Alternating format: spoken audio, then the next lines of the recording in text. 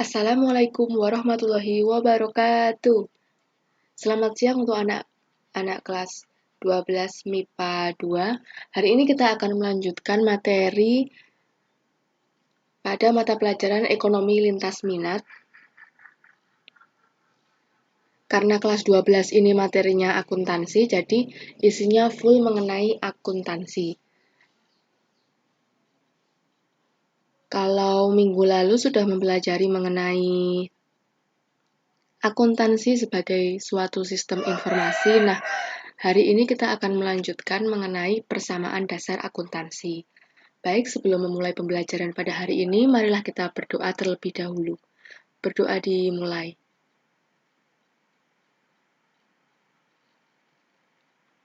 Berdoa selesai.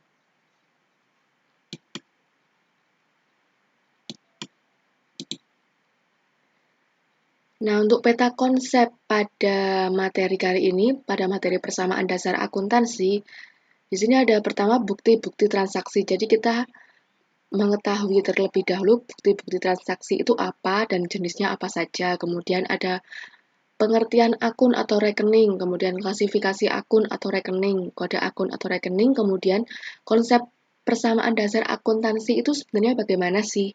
Nah, selanjutnya ada analisis transaksi, ada juga pencatatan transaksi ke dalam persamaan dasar akuntansi, kemudian membahas mengenai laporan keuangan, kemudian ada pula laporan laba rugi, laporan posisi keuangan, serta laporan perubahan ekuitas.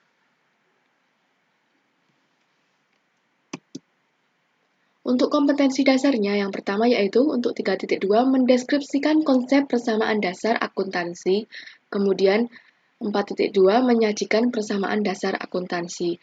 Jadi selain diharapkan untuk memahami mengenai persamaan dasar akuntansi, diharapkan juga dapat menyajikan persamaan atau membuat persamaan dasar akuntansi.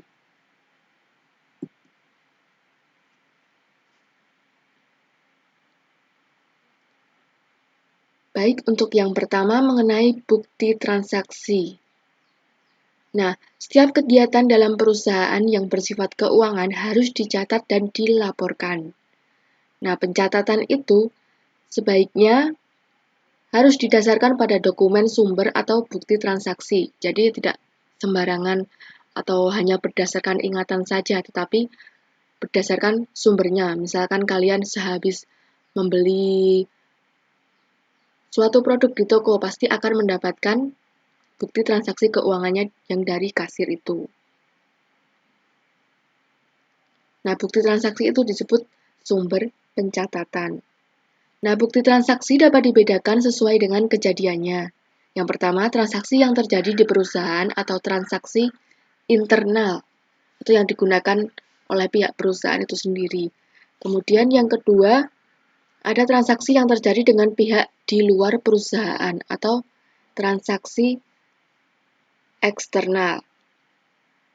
Nah, baik transaksi internal maupun transaksi eksternal, tentunya ini dapat mengubah posisi aset, liabilitas, dan ekuitas pada perusahaan. Nah, apa sih aset, liabilitas, dan ekuitas itu? Nah, nanti di belakang kita juga akan membahas mengenai ketiga hal itu.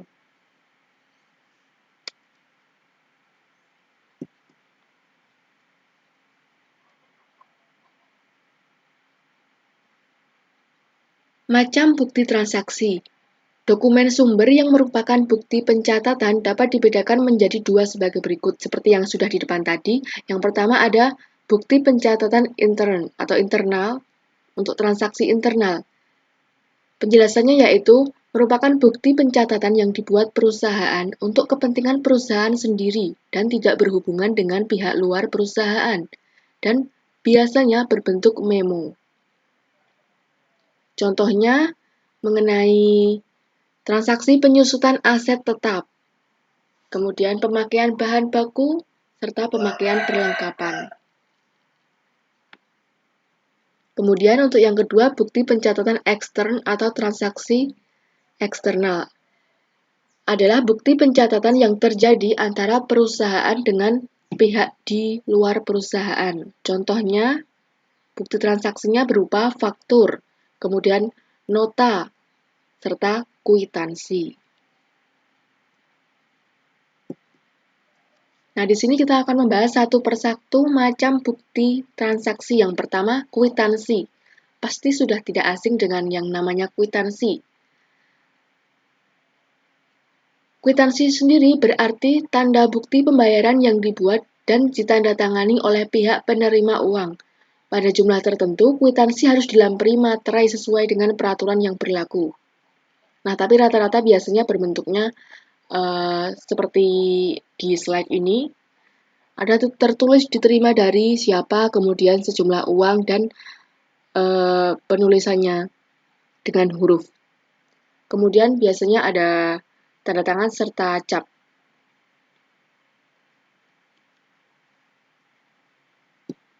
Yang kedua ada nota.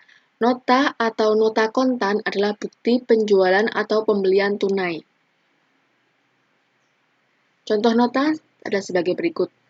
Jadi nanti misalkan kalian menemukan sebuah transaksi dengan bukti transaksinya menyebutkan bahwa diterima nota sejumlah sekian. Nah, berarti itu dapat dipastikan bahwa itu merupakan transaksi penjualan atau pembelian tunai.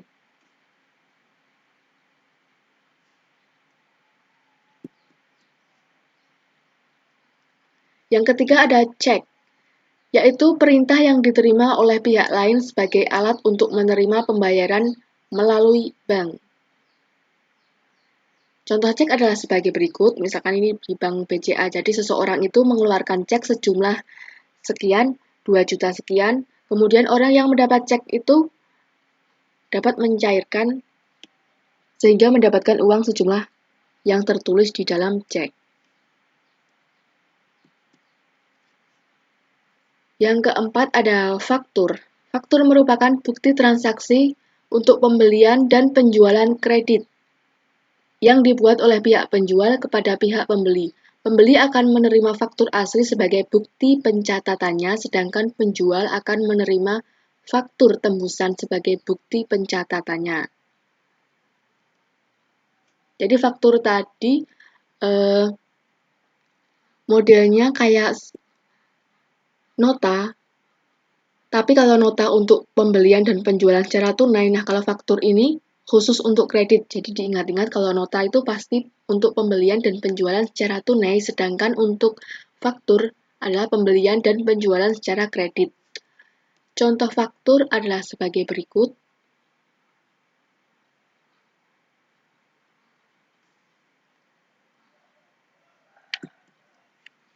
Yang kelima ada nota debit. Nota debit adalah nota yang berisikan dokumen transaksi sebagai permintaan pengurangan harga kepada pihak penjual atau bukti yang berisi informasi yang menyatakan tentang pengiriman kembali barang yang tidak sesuai dengan pesanan atau rusak. Contoh nota debitnya adalah seperti ini. Di sini tertulis nama perusahaannya UD Kinara Jalan Bantul. Kemudian ditujukan kepada toko.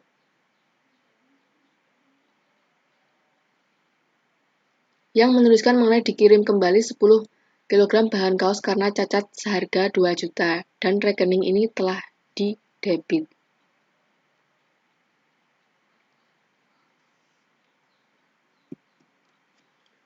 Selanjutnya ada nota kredit. Nota kredit merupakan bukti transaksi penerimaan barang yang telah dijual atau pengambilan barang. Nota kredit yang dikeluarkan oleh penjual. Ini berfungsi sebagai alat persetujuan dari penjual atas permohonan pengurangan harga yang diminta oleh pembeli karena barang yang diterima mengalami kerusakan atau tidak sesuai dengan apa yang dipesan oleh pembeli.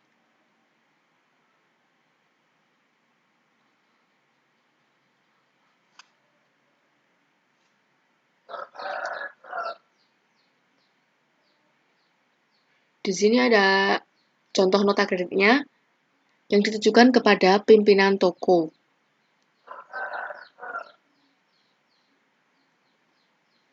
Yang berisi mengenai nota kredit bahwa diterima kembali 2 buah papan tulis atau whiteboard karena rusak sehingga seharga 36.000 dan rekening ini telah dikredit.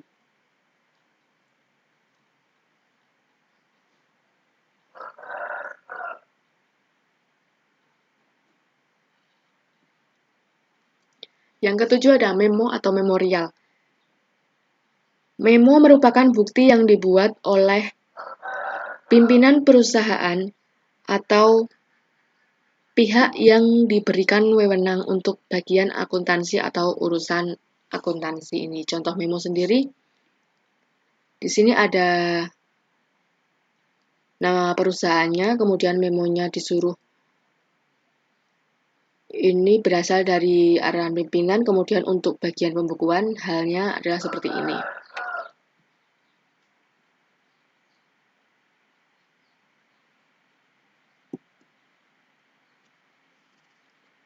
Selanjutnya, pengertian akun atau rekening.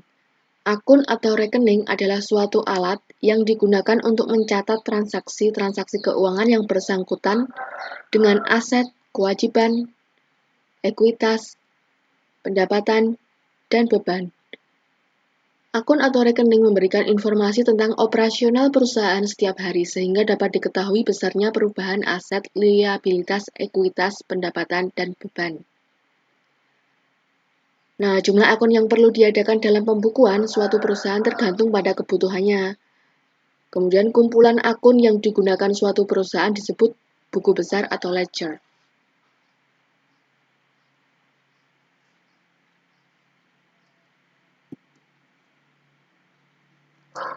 Nah, di depan tadi sudah mengetahui arti akun atau rekening itu apa. Kemudian akun atau rekening ini dibagi atau diklasifikasikan menjadi dua. Yang pertama ada akun real dan akun nominal.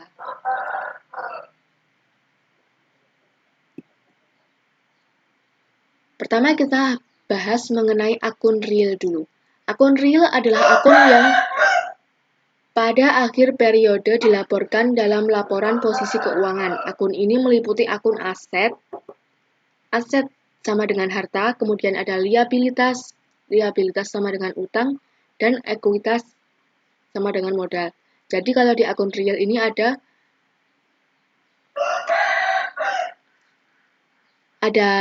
harta, utang, serta modal.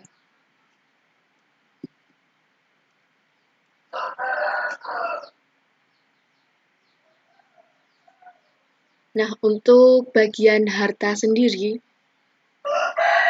harta perusahaan yang terdapat dalam akun meliputi aset lancar dan aset tak lancar atau harta lancar.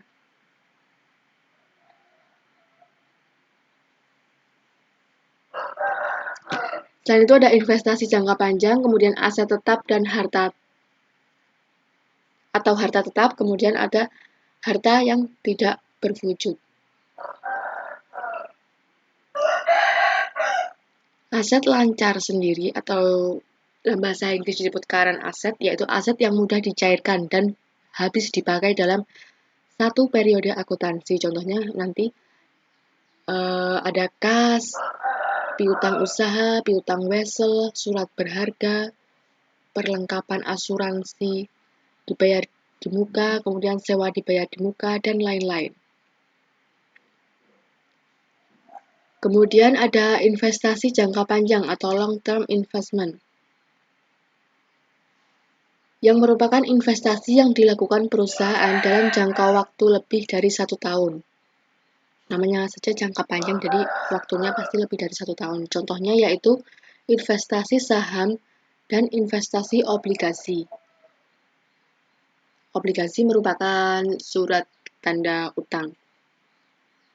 Kemudian yang ketiga ada aset tetap atau fixed asset.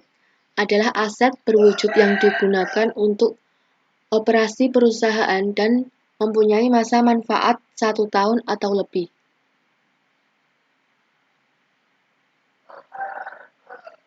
Jadi aset tetap ini memiliki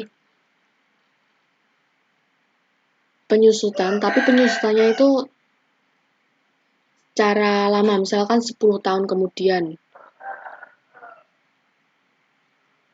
Berbeda kalau misalkan dengan yang namanya perlengkapan, itu penyusutannya setiap tahun pasti ada penyusutan. Nah, contohnya di aset tetap ini ada tanah atau hak atas tanah, kemudian ada bangunan, misalkan bangunan gedungnya atau bangunan kantornya, kemudian ada mesin, peralatan, serta kendaraan.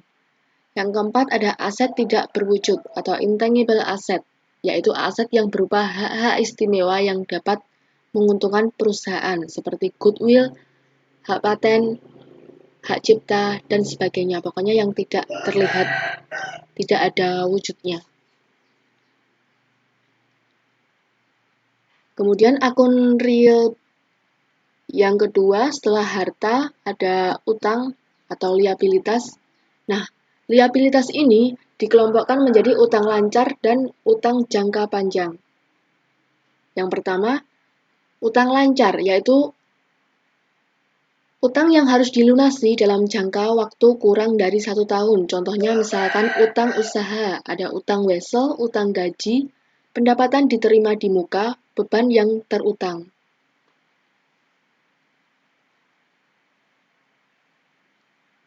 Pendapatan diterima di muka itu misalnya pendapatan yang seharusnya belum diterima, tetapi sudah diterima oleh kita. Jadi pendapatan itu masih dimasukkan ke dalam utang.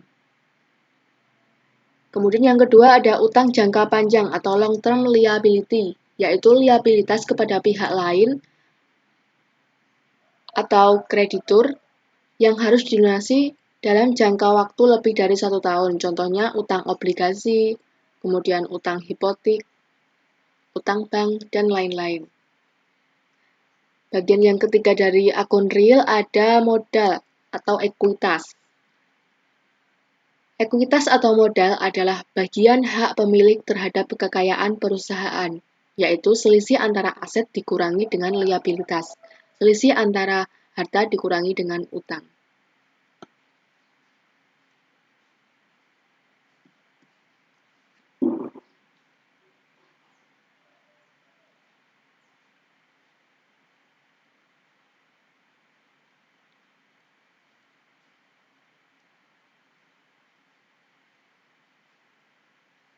Oh, ini slide-nya masih ke copy bagian akun real tadi. Sekarang kita lanjut ke akun nominal. Jadi kalau akun real tadi ada harta, utang, serta modal. Kemudian untuk akun nominal, kita akan bahas pada slide ini. Akun nominal adalah akun yang pada akhir periode dilaporkan dalam laporan laba rugi.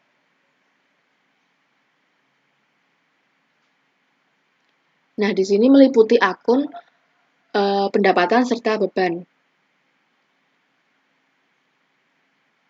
Ingat kalau yang di akun real tadi ada harta, utang, modal, atau aset, liabilitas, serta ekuitas. Nah, sedangkan kalau di nominal ini ada pendapatan serta beban. Pendapatan atau penghasilan adalah hasil bruto yang diterima perusahaan dalam melakukan operasionalnya.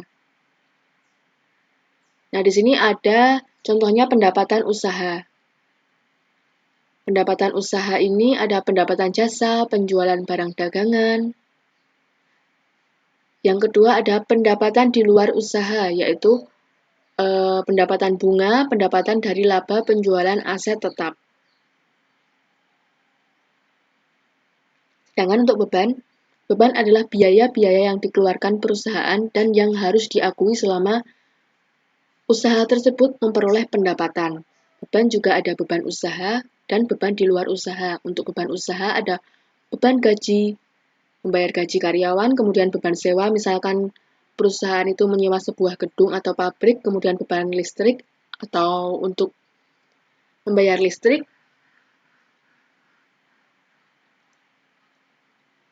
Kemudian yang kedua, beban di luar usaha, contohnya beban bunga atau rugi penjualan aset.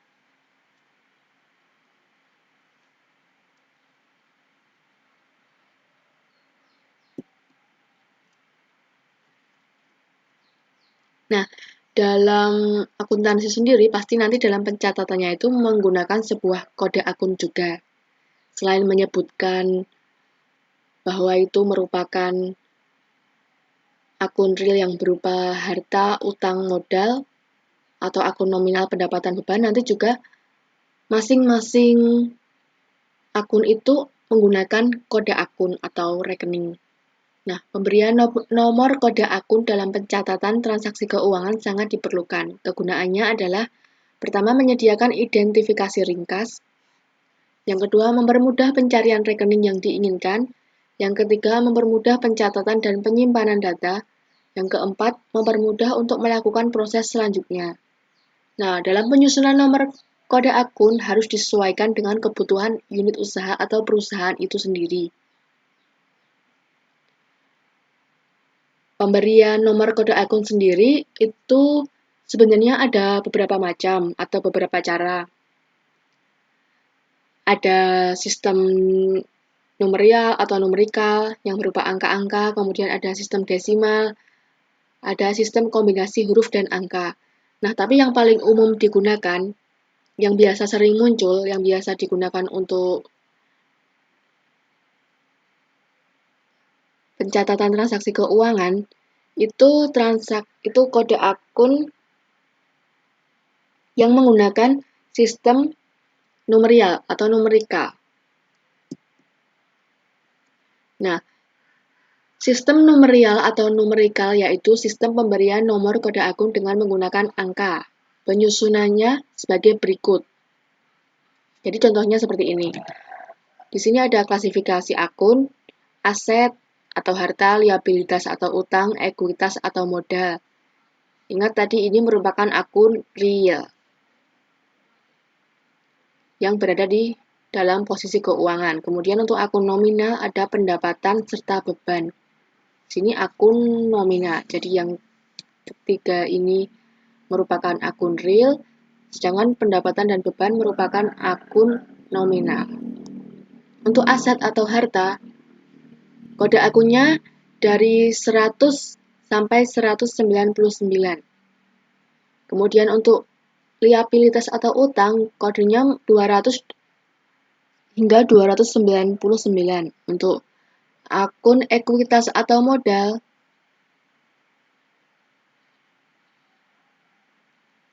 memiliki kode akun 300 hingga 399. Sedangkan untuk pendapatan, memiliki kode akun 400 hingga 499. Untuk beban, menggunakan kode akun 500 hingga 599. Nah, contohnya bagaimana sih? Contohnya misal seperti ini.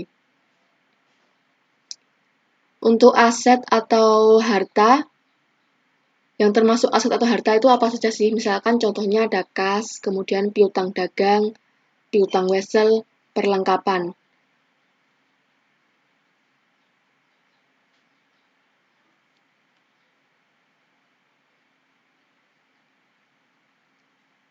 Nah, karena kas, piutang dagang, piutang wesel, perlengkapan merupakan harta atau aset, kemudian itu diberikan kode akun sekitar 100 sampai 199. Misalkan untuk kas kita berikan 101.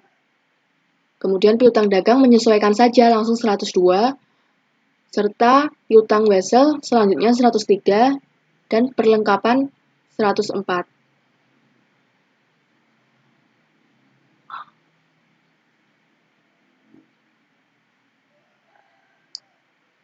Kemudian selanjutnya contoh untuk liabilitas ada peralatan 121, kemudian ada akumulasi penyusutan peralatan dan seterusnya 122. Jadi menyesuaikan saja.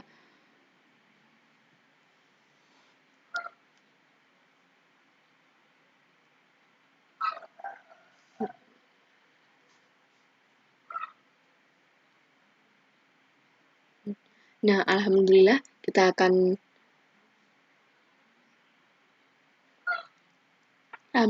sudah selesai pada pembelajaran hari ini mengenai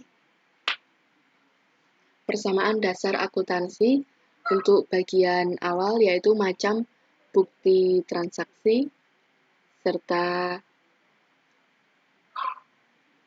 belajar mengenai akun atau rekening hingga kode akun atau rekening. Semoga dengan penjelasan ini dapat memahamkan pemahaman anak-anak. Apabila belum paham, silakan bertanya melalui Google Classroom atau PC. Saya tutup pembelajaran pada pagi hari ini. Wassalamualaikum warahmatullahi wabarakatuh.